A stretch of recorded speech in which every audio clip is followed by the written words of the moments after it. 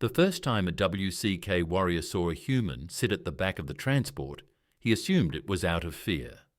That assumption was the last mistake he ever made. The transport was standard for diplomatic summits, rows of sturdy seats bolted to the floor, strong enough to hold even the largest species.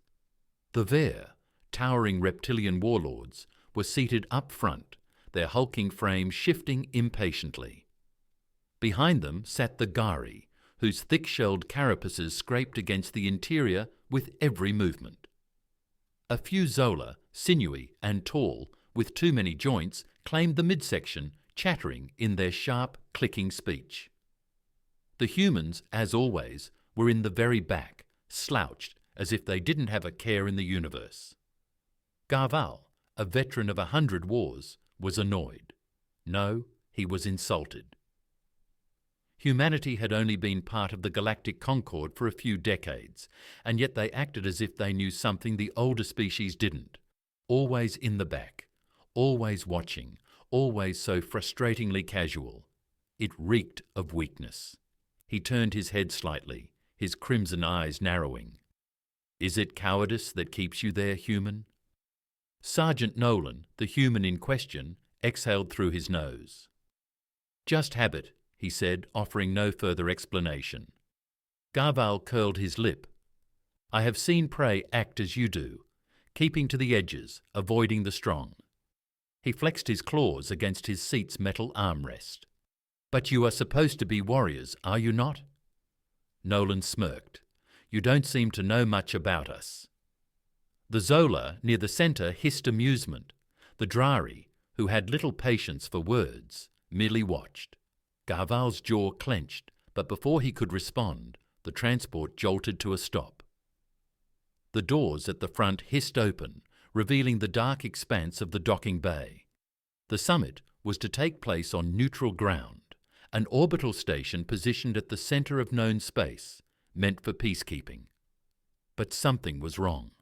The lights flickered, a thick silence stretched across the bay, then came the sound of metal twisting and screaming under immense pressure. Garval rose, as did the other Ver, their instincts sharpened by years of war. An ambush, he growled. The first explosion hit before anyone could react. The shockwave sent bodies flying, seats ripped from their bolts. Garval was thrown forward, slamming into the opposite wall.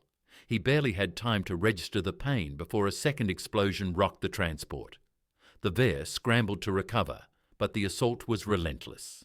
A third explosion tore open the side of the vehicle, exposing them to the docking bay, where dozens of attackers swarmed in. They weren't just pirates. They moved with coordination, their weapons cutting through even Drari armour.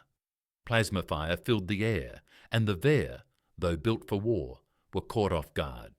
Garval roared, swiping at the nearest assailant.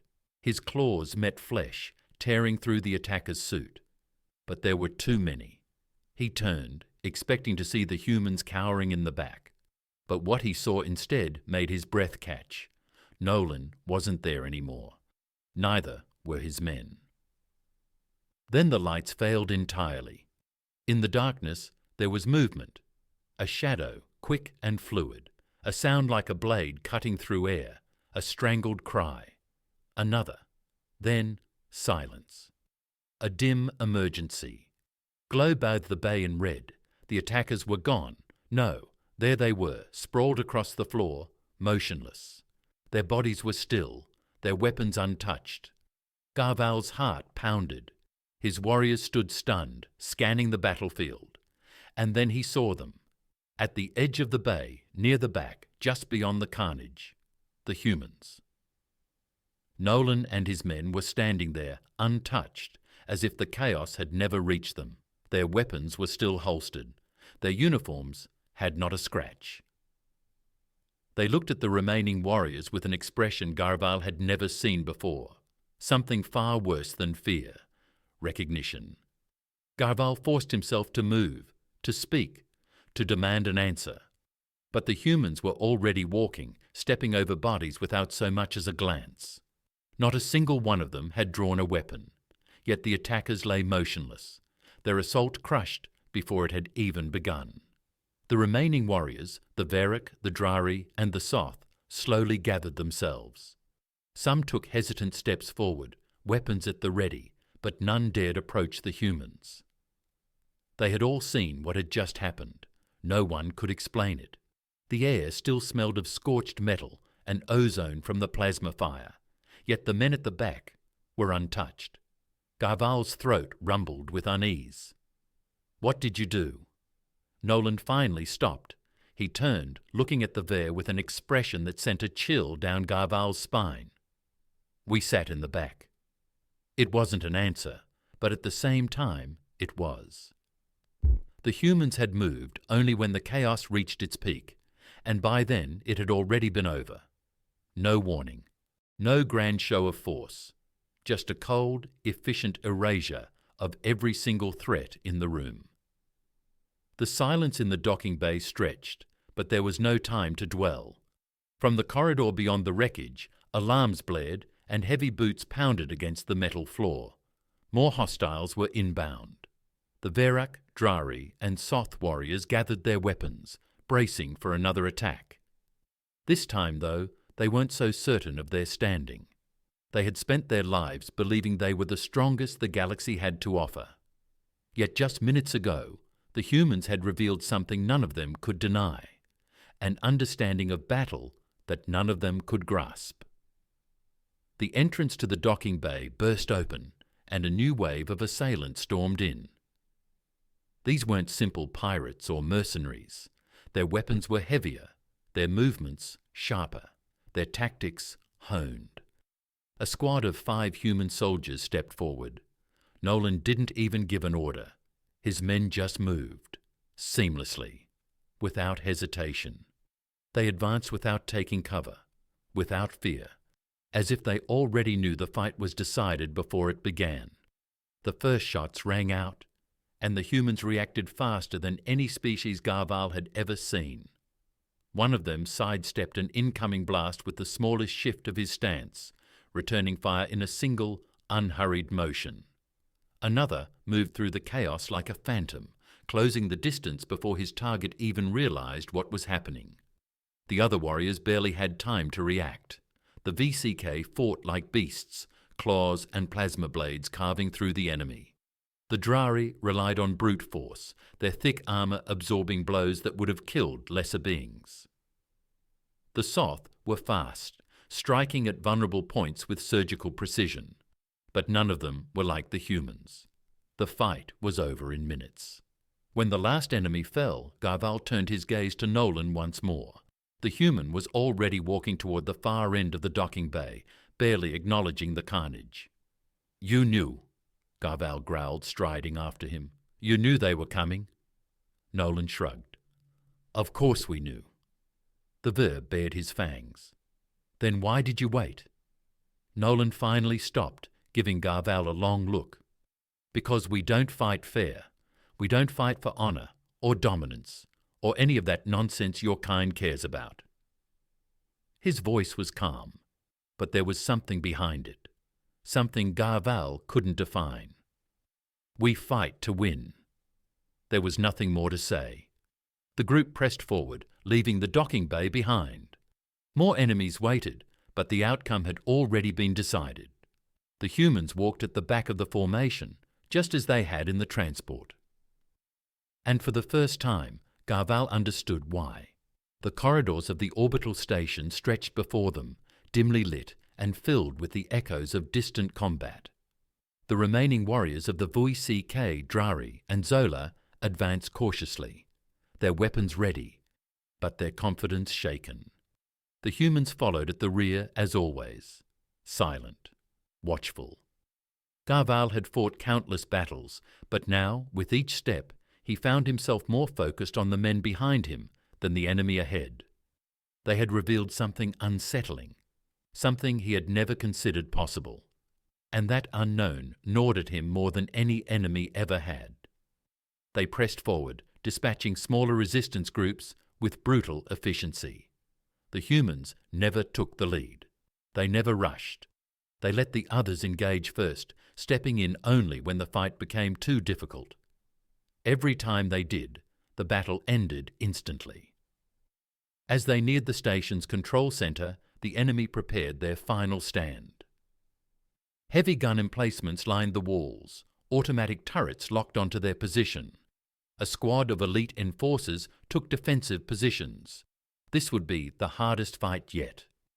Garval flexed his claws, preparing to charge. The Drari braced their shields. The Zola slid into flanking positions. The humans? They did nothing. Nolan simply exhaled and looked at his men. Time to clean up. They moved fast, faster than anything Garval had ever witnessed. Not with the reckless abandon of berserkers or the desperation of cornered prey, but with precision. Every movement was deliberate, calculated, a language of war only they seemed to understand. The enemy barely had time to react. The first turret exploded before it could even fire. The second jammed after a single burst. One of Nolan's men disappeared into the shadows, and a moment later, half the defenders crumpled, their throats silently slit. The VCK warriors charged forward, only to realize the humans had already cut through the bulk of the enemy force. By the time Garval reached the last remaining defenders, there was no one left to fight. The battle had ended before it even began. The control center doors hissed open. Inside, a high-ranking enemy officer stood, weapon drawn, face contorted in desperation. "Stop!"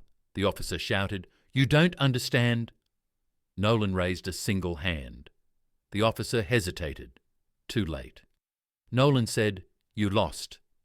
A single shot rang out. The officer collapsed, his weapon clattering uselessly to the floor. Silence filled the room. The battle was over. The mission was complete. Garval turned to Nolan, his throat tight with words he never thought. You fight differently." Nolan met his gaze. "We fight to win." The Brank warrior clenched his jaw. He had spent his life believing his people were the pinnacle of strength, the masters of combat. And yet here they stood, alive not because of their might, but because the humans had chosen to let them survive. As they made their way back to the transport, Garval fell into step beside Nolan. "Tell me the truth," he said. "Why do you always sit in the back?" Nolan smirked, because that's where the survivors are. For the first time in his life, Garval had no response. The war was over, but the consequences of what had been witnessed would ripple across the galaxy for generations to come. The battle at the orbital station had not only secured a diplomatic victory, but had shattered the perception of humanity in the eyes of the most powerful species in known space. The V, the Drari, and the Zoloth had always believed themselves the apex warriors of their time. They had measured strength in brute force, honor in direct combat, and victory in the number of bodies left behind. The humans had rewritten those definitions in a single night. As the survivors returned to their respective fleets, the uneasy silence among the warriors said more than words ever could. The Vi, once boisterous and eager to recount their deeds, now spoke in hushed tones. The Drari, who had prided themselves on their impenetrable defences, had seen enemies crumble before the humans even needed to fire a shot. The Zolo, masters of strategy and precision, had watched an even greater calculation unfold before them, one they could not yet understand. Garval sat alone in his quarters, replaying the battle in his mind. Every tactic, every movement, every decision the humans had made. They had been patient, calculating, always waiting for the right moment. It was not the strength of their weapons, nor the efficiency of their strikes, that unsettled him. It was the way they had known exactly how the fight would play out before it had even begun. A message pinged on his personal console. It was a summons from the Bray High Council. Of course they would want answers. He did not have them. The humans had returned to their fleet without celebration, without a single boast or claim of dominance. They had simply completed their mission and left. That, more than anything, disturbed him. Warriors fought for glory. Conquerors fought for power. But the humans. They fought for something else entirely. The transport to the High Council chamber was silent. Garval walked past rows of Elder Vic, their expressions unreadable. They had all seen the reports. They had all heard the whispers. Humanity had changed the battlefield forever. The High Chancellor, an ancient warrior scarred from centuries of conflict, watched him approach. "We have read your report," he said. "We have spoken with the Drari and Zith leadership. Tell us, Garval, do you believe humanity is a threat?" The question hung in the air. Garval's claws flexed at his sides. A part of him wanted to say yes. A part of him wanted to warn them, to tell them that the humans were unlike anything they had ever faced. But he had seen something else that night, something far more dangerous than their efficiency in battle. "They are not a threat," he said finally. "They are a warning." The council chamber fell into a heavy silence. The Chancellor's eyes narrowed. "Explain." Garval took a breath. "The humans fight as if they have already seen the end of the war. They do not seek conquest, nor do they revel in combat. They fight with purpose, with finality. It is not about power or pride for them. It is survival." The Chancellor leaned forward. "And what does that mean for us?" Garval met his gaze. "It means that if we ever force them into a war, they will end it before we realize it has begun." The chamber remained silent long after he had spoken. Across the galaxy, similar discussions were taking place. The Drari war councils debated their fortifications, wondering if their defences would mean anything against a species that needed no fortresses to win. The Zola strategists attempted to predict human battle patterns, only to find that their calculations led them to a single, inevitable conclusion. Unpredictability. Humanity had done something no species had ever accomplished before. They had not conquered, nor had they threatened. They had simply shown the others the truth. The strongest species in the galaxy now knew what it truly meant to fight a human, and none of them would ever be the same again.